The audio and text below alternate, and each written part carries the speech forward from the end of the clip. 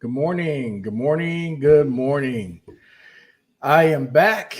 I was on a forced vacation on this channel. I could not answer any questions. I couldn't post anything.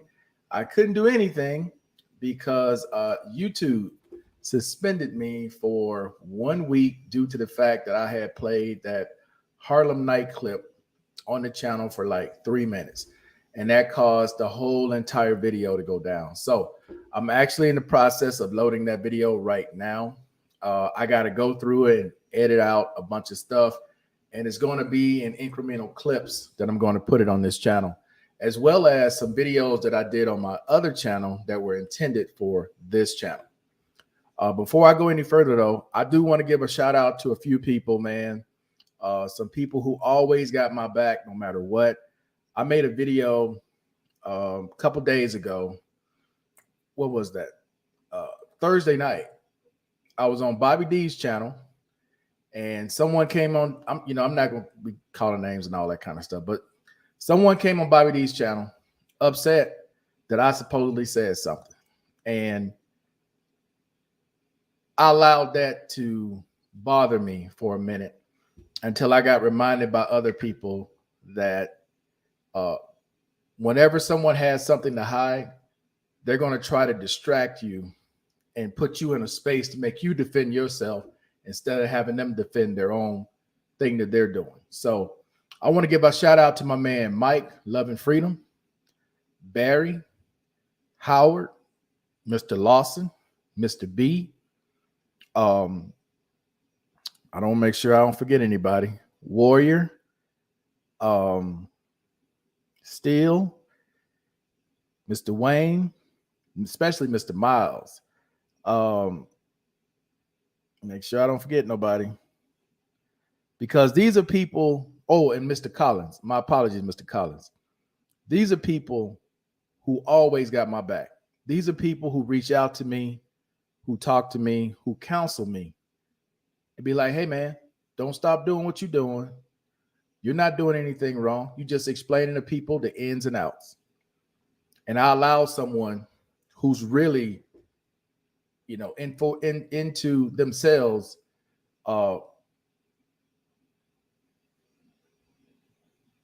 do something that triggered me to get upset because I allowed them the opportunity to say something to me. What I should have done when I was on Bobby D's channel is just get off and let them say whatever, because they're just talking. They're just distracting. And for the people who believe him or believe anything he says, I just tell you to read what you got from the government. Read your packet from FMP. Then you'll see who's telling the truth and who's lying. Because if I got nothing to hide, of course I'm going to tell vets, you get your bill. You should look at your bill and make sure it's billed correctly. If it's not, you should turn it in and make sure whoever's billing gets it right. But he's never going to do that. Instead, he's going to distract. He's going to make excuses, and his followers are going to believe whatever. So it is what it is. But I'm not going to stop telling people about the ins and outs of the foreign medical program, what you should look out for when you're living abroad, because apparently there's a lot of people out there who just don't know these things, right? You're getting care from people you believe are doctors, but what have they ever shown you to show that they're really a doctor? And if they're a doctor, what kind of doctor are they? General medicine, orthopedics, what? You got people changing your medication and you don't even know if they're a real doctor. You got people, giving you all kinds of treatments, and hell, it could be somebody just off the street wearing a Halloween costume for all you know. So I'd rather give people the opportunity to know you got rights abroad. You can do whatever you want to do. You can be seen anywhere you want to be seen. Just because somebody's saying something abroad, that doesn't mean it's true. I'm asking you all to go to the source, which is FMP, which is the Department of Veterans Affairs, and not just listen to a blowbag, a windblower, make up a whole lot of noise, because it may cost them money because their bottom line is signatures, right? And that's fine. I ain't got nothing against capitalists. You want to make money, but at least tell people the truth. Don't isolate them to only think this is their only source. It's never your only source. Just like in the States, your healthcare, you're in control of it. Nobody else is in control of that but you. So it doesn't matter what anybody said, what I say, or anybody said. You're in control. You decide what you want to do. If you want to go to third-party clinics, you're more than welcome to go. I never told people not to go. For some people, it's best to go because some people may not have the patience or the mental capacity to even deal with billing or trying to find a doctor or dealing with it that way. But for others who don't feel like they're getting the best treatment at these facilities, like they just rubbing some oil on you or throw a TENS unit on you already got, well, you can go to an actual hospital. You can go to an actual clinic. You can go see an actual specialist. I'm having a conversation with Jay Love, and I'm like, dude, think about it at the VA. You have one general doctor, right? And let's say you have an issue. What does that doctor do? That doctor sends you to specialists, whether it's for your back, pain management, for your knees, your ankle, your feet. You have specialists that you go see. But if you go into one of these third-party clinics and they don't even send you to a specialist, you in a city where they don't even have specialists, and that's what you're accustomed to getting in the States, is like, why are you settling for what? It's your healthcare. It's your problem's not going to get better just from being in that location. You may get some temporary relief, but you're going to need to, get better treatment. And like I said earlier with medication, if you're not even sure what these people are prescribing you, you're taking your own life. You put your life in their hands. They could be prescribing you something that may not even mix. I told you guys, I think this might have been 3 years ago, when they wanted to change my meds here. I was like, you know what? Let me run this by the people in the States, my doctor in the States that gave me these meds originally, and see what they got to say. Because you can still send messages. Now, they may not be able to talk to you on telehealth, but in My Healthy Vet, you can send a message like, hey, they want to change my meds to da-da-da-da-da. What do you guys think? They can still answer those questions. They just can't treat you online anymore. And the last thing I'll say about this also, guys, is if someone's asking you to do something and you're in the States where you have all these resources, where you got clinics, hospitals, hotlines, you got stuff that the government doesn't even offer, like other clinics or hotlines or things in your area that you can talk to. And they're asking you to get treatment in a whole nother country you ain't never been to, with a whole nother doctor you ain't never seen in your life. It's like, don't you think something about that is wrong? I'm just asking. Don't you think something like that is not right? It's like, you got all these resources and all these people to talk to.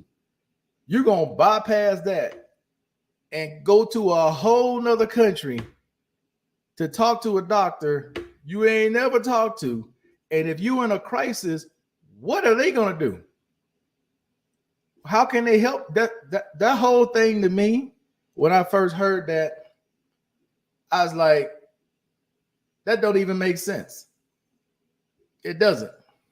But that's what you do when you're trying to capitalize and make as much money as you can. You're trying to get signatures so you can build a government. And again, I'm not knocking people for making money, but as a veteran, these are things you need to know. All right. Regardless of all the noise that's coming out there, forget the noise. Talk to the source. If you want to get treated somewhere else, call FMP and tell them. They're going to ask first thing they want to know, where are you? Well, I'm in the States. Why in the hell are you calling another country and you in the States? I'm just literally telling you what they're going to ask.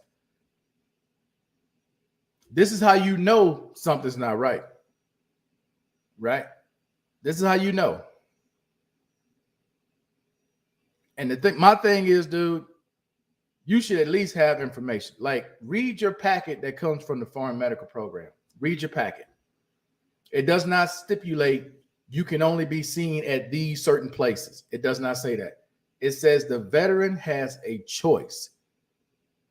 And when you make that choice, ladies and gentlemen, when you make that choice, you got to live with your decision.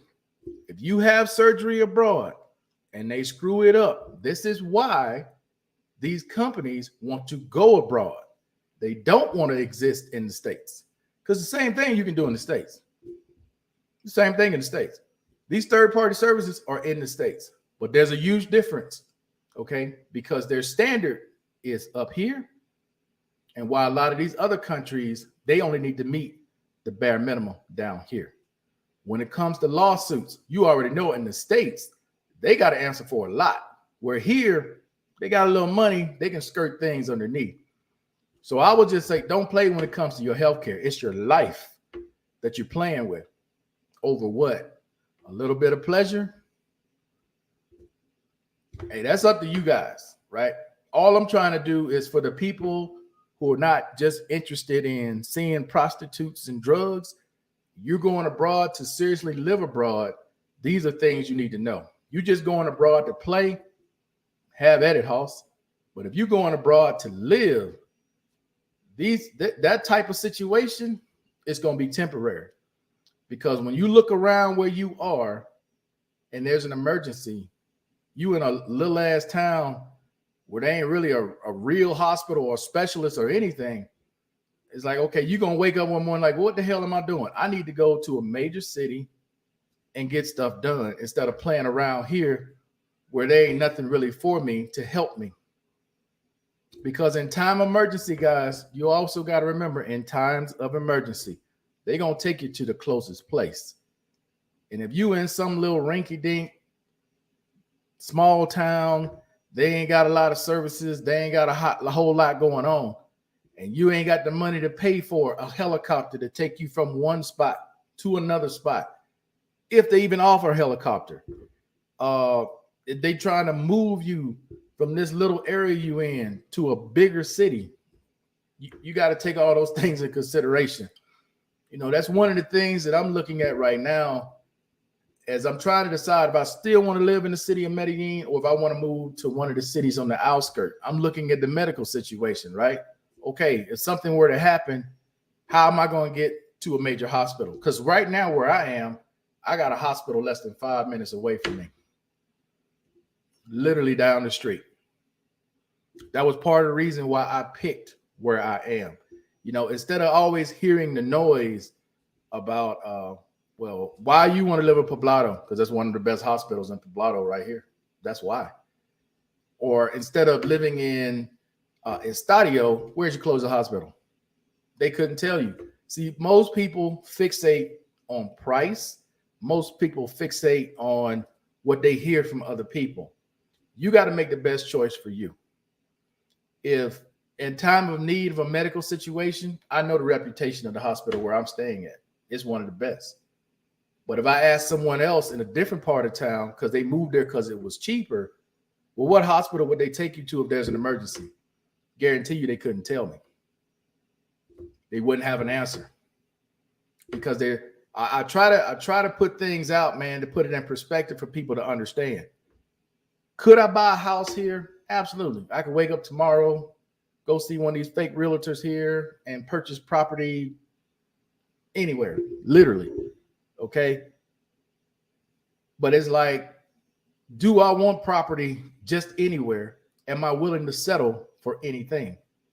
No, I'm not. I have a standard. Some do, some don't. What's up, Mr. Steele? How you doing, man? Hey, and yeah, I'm gonna try some of that cologne, man. That Bond, I think it's Harlem. I think you got the Harlem one, if I'm not mistaken. I actually may go pick some up Tuesday or Wednesday. I may go try it. But what I'm trying to say though, man, is you got to do what's best for you and not what's best for someone else or be used by someone else.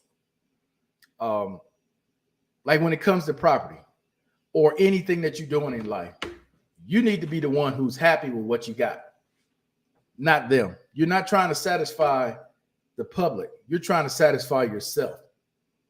You guys understand what I'm saying? So when people ask me about property and I tell them I have a standard, most of the rooms, and I want to show you guys more Medellin, those of you who are curious about these things. Like I got a video on my other channel, this apartment, 1-bedroom apartment. It's probably closer to 900 square feet here, maybe close to 1,000 square feet, somewhere in there, right? And this is a 1-bedroom, 2-bath. Dog, half the size of this are 3 bedrooms. Half the size. And you're like, how the hell is a 3-bedroom? Because, dog, those rooms are so tiny. And it's like, you can say 4 or 5 bedroom all day long. You walk in that house and you look, you like, dude, there's a 2-bedroom that they turned into a 4-bedroom. Literally. But it all depends on the person, what you come from and what your values are and what your expectations are, right? So I'm a realist when it comes to stuff like this because as I go to these small towns, like I was just in Alejandria, and we looked at some apartments there. I didn't put it on video, but we looked at some apartments there. The apartments are literally $125 to about $200 a month, right? In this little town. This little town is literally about 30 miles from Medellin. But the way to get to it takes 2.5 hours. It's a 1-lane road. It's all kind of curves and twists and whatnot. There's all kinds of farming equipment on the road to slow you down. There's all types of trucks on the road to slow you down. There's all type of animals in the road to slow you down. Literally, a horse standing in the middle of the road just eating. People had to get out of the car, move the horse out of the way so they can go by. As soon as the horse moved to one side of the street, you turn back, the horse walked right back in the street again. You go down to another section, there's a herd of cattle standing out in the middle of the road. These are all the things you had to deal with going to this town. And again, imagine there's an emergency. Well, how's the ambulance? The ambulance got to stop, get out, move the horse. Ambulance got to stop, get out, move the cows. These are all things, man, I would think you would take into consideration if you're gonna move to areas like that. So this is what I mean, and this is what I'm talking about to bring it all back to living abroad, right? To me, it isn't just healthcare. It's the overall picture. It's like when you in the States, when you go to buy a house, at least when I bought my homes, I looked at what was around. Okay, especially for insurance purposes. Okay, how far is the fire department? How far is the hospital? Are there schools nearby? What am I surrounded by? Are there trains? What? All those things I took into consideration versus, okay, I like that house, I'm gonna buy that house. Hell no. Where am I? How much is the insurance gonna be here? What's the property insurance? What's the property taxes here? Is this zone different than that zone? Right? I mean, I bought many homes. I don't just do things on a whim. If just cause something $60,000, $80,000, what the hell that means to me? That means somebody's trying to get rid of their $60,000 to $80,000 problem, give it to somebody else. I'm not interested in that, dog. I'm not interested in that. What other people look at and they praise, they bought a property out in the middle of nowhere and they put a 3,000 square foot house on it. Great. Something happens, they got to try to get your ass out of that area you in to go get you some help. I'd rather be where the help is already at. I got a better chance that way. 5 minutes away versus an hour, 2 hours away. Which one do you prefer? I'm just saying. So that's where I am with that. And I'm not going to stop telling people about the foreign medical program, regardless of the windbag and what the windbag has to say. Whenever someone asks me a question about it, I'm going to give them information that I know, and I'm going to refer you, like I always do, to the website, or for you to call them directly and talk to them. All right. If you're not receiving your bill from the foreign medical program, you need to contact FMP and find out where they're sending that bill. And if the clinic you're going to is not telling you you're supposed to be getting that bill every month, that's a problem. That's a problem. Because if it turns out they're sending the bill to themselves, that should give you a red flag. If they never even mentioned to you that you should be getting the bill to review, that's a red flag. Okay? If they send in the bill to themselves, they literally just billing whatever. They putting you down as many times as they want, and you don't even know. Because that is your way to check them. That's not something that you forget. That's not something that all of a sudden, oh, you know what? We forgot. No, you didn't. You send a bill in every time to get paid. You know the veterans are supposed to get a bill. You know this. They got, when they send stuff in, the VA sends them instructions specifically on what they should and should not be doing. If they're doing that, sending the bills to themselves, they're willfully doing something wrong. That should give you an indication of what they're really about. Because if you're doing nothing wrong, you got nothing to hide. You should be on here like, hey, man, yeah, you should do this. You should make sure this is squared away. This is squared away. Then we know you're honest. But when you get on and you don't tell people, and people who go to see you don't even know that, that's a problem. That is a straight up problem. And then the people that you got in there, you should ask. I ask, hey, is this person licensed? They got a certificate. That ain't a license. It's not a license. I mean, you're the veteran. You should know what your standard is. You don't care. You just want to get some drugs. Do you, partner? Do you? I wish the best for you. Okay? I wish the best for you. But, you know, there are other people out there that care about you that want to see you stick around for a long time.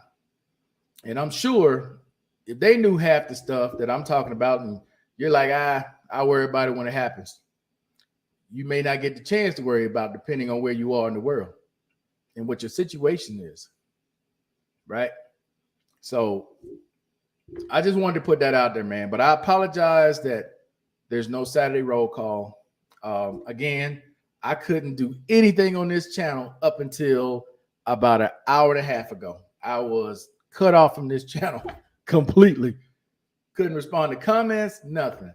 Now, with all that being said, guys, I got about 7 minutes left before I cut this off today. I want to get to the comments and answer the comments that were left behind, since I didn't get the opportunity to do it before. This past week, I was forced to get on a vacation this week. All right, so latest comments on this channel. This says, I'm 70 and a vet, so I guess I am done. Okay, he's referring to the 55-year-old video I was referring to. So I don't know what he means by he's done. He really didn't ask a question. He just made a statement. All right, so this one is, hold up. It says, oh, I already answered this one. Some of these I already answered. That one I didn't see. Is there any other ones? Yeah. Wow, this guy, I don't know who this is, but okay. Sir, let's see. Sir, how do you get your mail today that is sent to you in the mail if you live in Colombia? Let me say something real quick about this. When you guys are writing Colombia, there's nothing worse than pissing off people locally if you spell their country wrong. It's Colombia, not Columbia. Just want to make that clear. So if you write that somewhere, oh, they gonna get pissed. Make sure you spell it correctly. Just saying. Anyway, how do I get my mail here? Well, up until about 5 4 months ago, I was using a service called Envios Market. Envios Market is like Mailbox, etc. Those of you familiar with Mailbox, etc. Mailbox, etc. is a mail forwarding service in the United States that's in a lot of these other countries. They're in the Dominican Republic, they're in Mexico, they're in Panama, they're in Brazil. They're here, but they left Medellin. They're only in Bogota and some of the other cities. Here in Medellin, we have what's called Envios Market, which is the exact same thing. So what they do is they give you a Miami address, right? So you'll get a local Miami address, and you can do a lot with that local Miami address. Like right now, because of that Miami address, I'm actually registered as living in Florida, right? Even though I'm here in Medellin, but as far as voting, as far as taxes, I'm a Florida resident. So in the state of Florida, there's no income taxes. I mean, there's no income taxes I need to pay for the state. This is another reason why when you live abroad, you need to make sure you're in I need to make sure I'm in a state where there's no taxes. Like if I wasn't in Florida and Texas was the only one, I would be a resident of Texas. You guys understand what I'm saying? So, but they give you a Florida address. And what they do is they forward your mail that you get, because you would give the VA your Miami address. So the VA would send your mail to your Florida address, and then they would forward it here. Here was the issue. And I remember telling Mike this, dog, they sent me one piece of mail and it was junk mail, and they charged me $25 because it ain't free. Okay. When you living abroad, your mail is not free. I want to make sure I tell you that again. Your mail, if you're going to have it forwarded, is not free. Depending on how much it weighs and the service that you use, you're going to spend anywhere minimum $20 up to, who knows, depends on how much mail you get and the weight. If it's a lot of mail, because I remember one time I got like 60 pieces, that shit was damn near $55 for mail that you're accustomed to getting in the US for free, just walking to your mailbox. Not when you're abroad. Now, they do have a postal service here. It's called 4-72. 4-72. It sucks. It does suck. Okay. Like every year, you know how Social Security will send you your tax, what do you call it? Your W-2 every year. I normally don't get mine. I think I got 2 more months. I think they send it out in January. I usually get mine September. It may be August or September, because we have till November when you live abroad to file your taxes. You don't go by the US schedule by April 15th. No, you got till like the middle of November to file your taxes if you choose to. But I already see mine online. And whenever I get that form, or whenever they send that form out, I do it online. But it takes mail here forever. Like when Social Security, I remember telling you guys earlier, when Social Security cut off people because they didn't fill out this form, right? That form they mailed out was in November of last year. Do you realize I just got that form last week? So it took damn near 8 months, and they needed that form back in 2 weeks. It took 8 months to get that damn letter.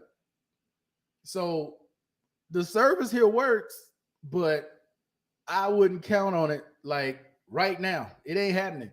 Like if you have a local address and you're asking the VA to send mail to your local address through 472, good luck. You'll eventually get it, maybe, but it ain't a guarantee. It's not a guarantee. When it comes to like debit cards and credit cards, how's that handled? Well, it depends on your bank and your credit card company. So with Navy Federal, you know, they deal with vets all over the world.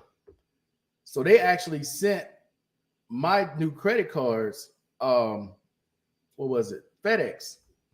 It came right here to my building. FedEx. What was it? 2 days. That's how I got. So as long as I got my credit cards, I'm good. But as far as the VA and Social Security, when it comes to mail, with the VA, you can call the VA. Anything that they've sent you that you believe you should have gotten, and say you haven't gotten your mail or anything from the VA in like a month or 2 months, they can email it to you. So all I do is I'll contact the VA maybe once or twice every couple of months and say, hey, did y'all send me anything? Because I haven't received anything yet. And they'll go, yeah, we sent out blah, blah, blah. Okay, email it to me. And you get an email of all the letters that they sent out. That's how I keep up with it. Instead of having to pay for 1 or 2 pieces of mail from the VA and a bunch of junk mail, I'll do it that way. You know, some things I may be late on.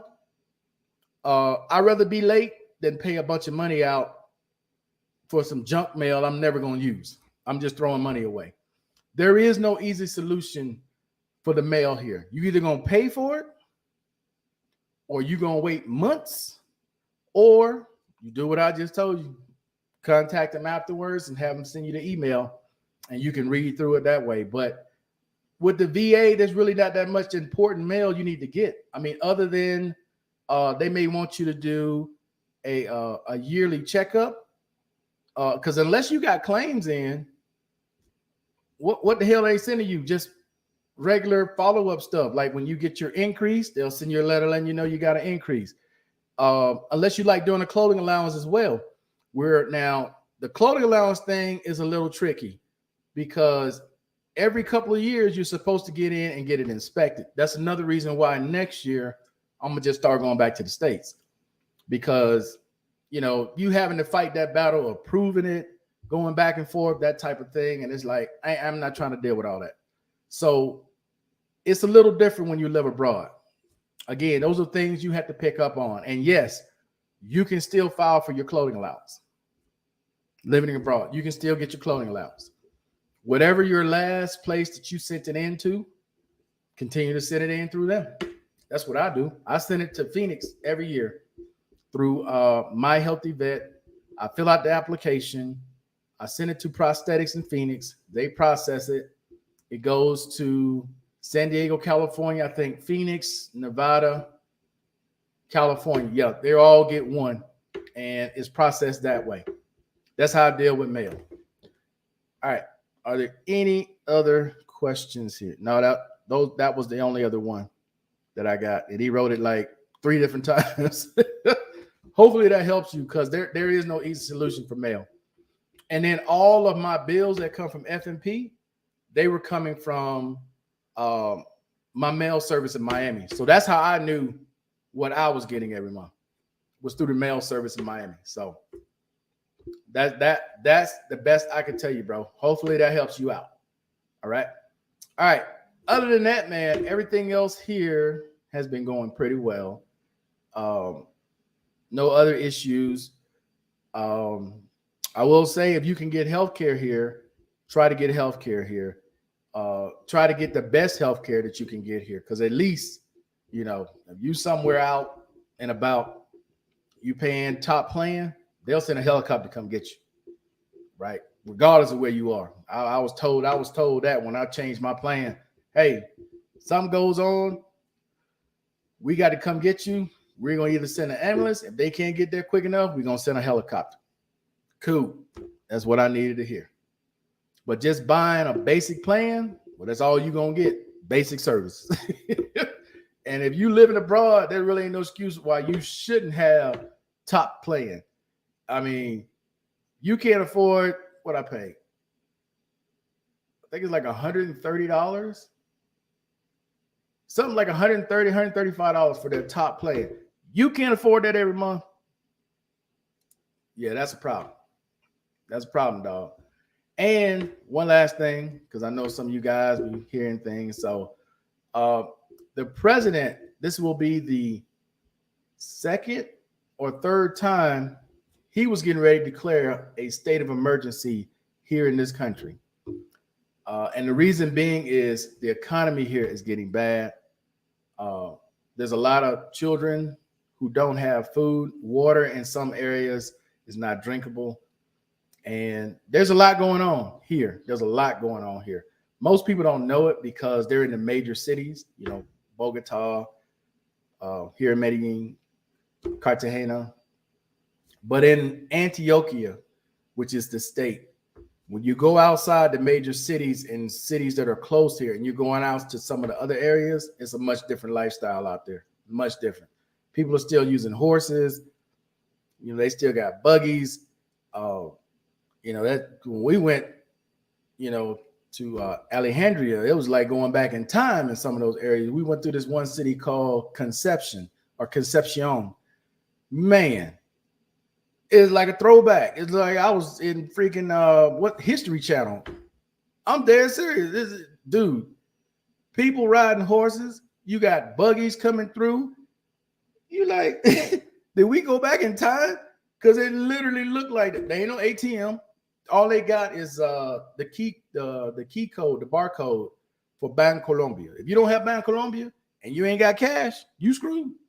If all you took was an ATM card and you go into these small towns and you don't have a Bank Colombia account with the app, you screwed. Ain't nothing you can do. So I know whenever we go in there, I gotta take cash. You know, you don't need that much cash, you know, but you need cash. You can't rely on cards going there. That's one thing I know. And you always want to dress appropriately, or at least bring something with you, because the further you go out from the city, other than going San Geronimo, Santa Fe, where it's hot, when you're going to all these other little pueblos and you're going up in elevation, take a jacket. Especially if you're going to be there a while, take a jacket, because that temperature will change like that.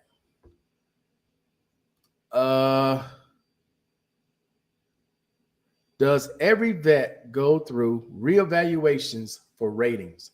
No. You're 100% PNT. You've had it more than 5 years. You're not filing any new claims. You're not doing anything. You good with what you got. There's no reason for you to go back for a reevaluation. However, if you're not 100% PNT, even if you're just 100%, could they call you back in for reevaluation? Absolutely. But there's only people who are 100% PNT, permanent and total status, do not have to worry about, because even on your award letter, it tells you no future examinations, nothing. Your condition is what it is. But if you are less than that, I don't care if you had it for whatever number of years, they can still call you back in for a re-examination. Yes, they can. But it's not every vet. Any other question, guys, before I get off? And again, I want to apologize. I'm going to start putting out the Saturday roll call from 2 weeks ago in clips. I don't know if I'm making 5-minute clips, 10-minute clips, but I got it downloading right now. I think it just finished, and I'll get to work on that. And some of the other videos that I put on the other channel, I'm going to drop on here as well. But all right, guys, that's going to be it. Hey, I appreciate everybody watching as always. Until the next time, guys, I'm out. Peace. Enjoy the rest of your morning.